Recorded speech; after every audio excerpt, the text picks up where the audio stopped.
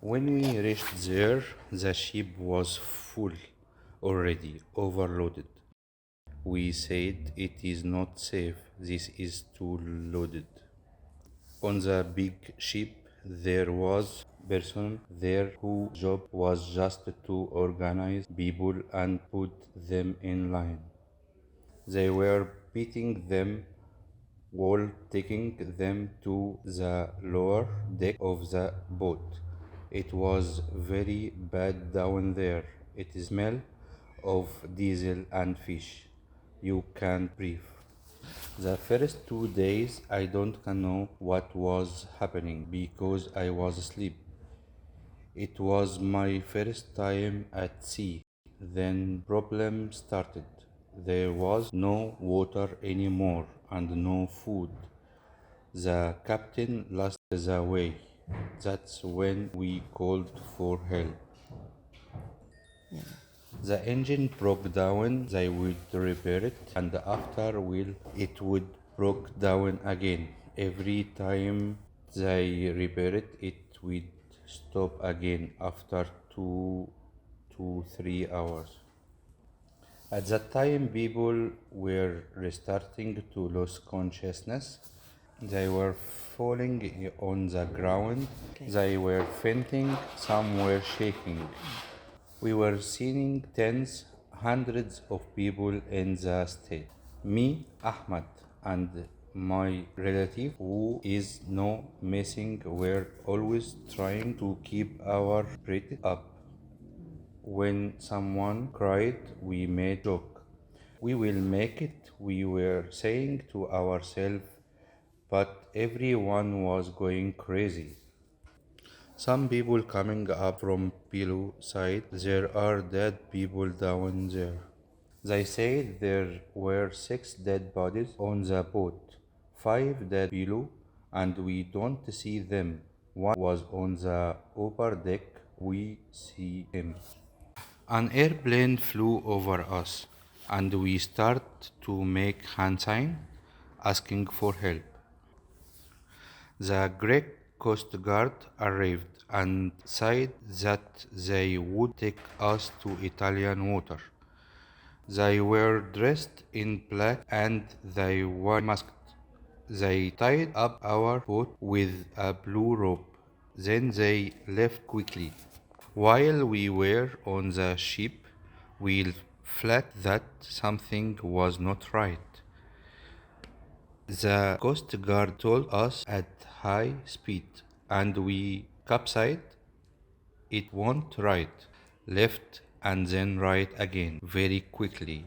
Then the boat capsized and everyone fell in the water. I had been on top holding the bars of the ship.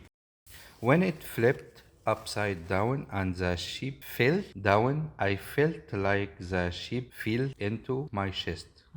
I fell into the water and the boat made a huge wave that threw me about 30 meters away from it. It was pitch dark. I held on to a piece of metal for about 10 minutes, but the boat that sank us came closer and made a big wave. All the people who were holding on fell on the water. The coast guards were right next to us when it capsized. In the moment it sank, they moved away from us. They deliberately made us sink. Then they sailed away and watched us from far away. We spent about 2 hours in the water. People were holding on to me. I was going under the water and getting away from people. Every time I get away, I would come across someone else and they would hold onto me to save themselves. When someone grabbed onto me, we both went underwater together. I shouted Ahmad and my cousin's names for a while. In that moment, I heard a voice screaming, "Mother, Mother."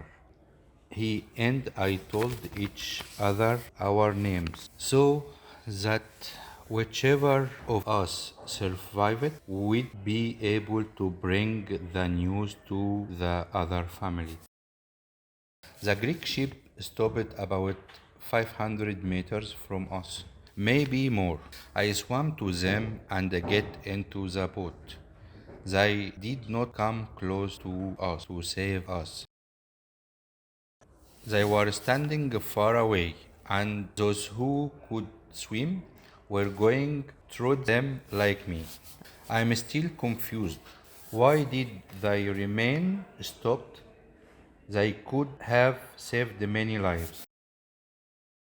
I was crying like a baby, and they didn't ask, "How are you? What can we do for you?"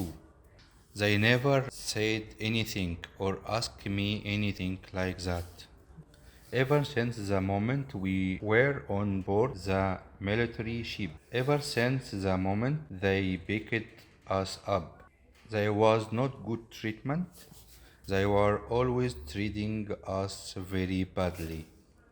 I spoke to other survivors, and we are 100% convinced that the Coast Guard think us beautiful people were lost.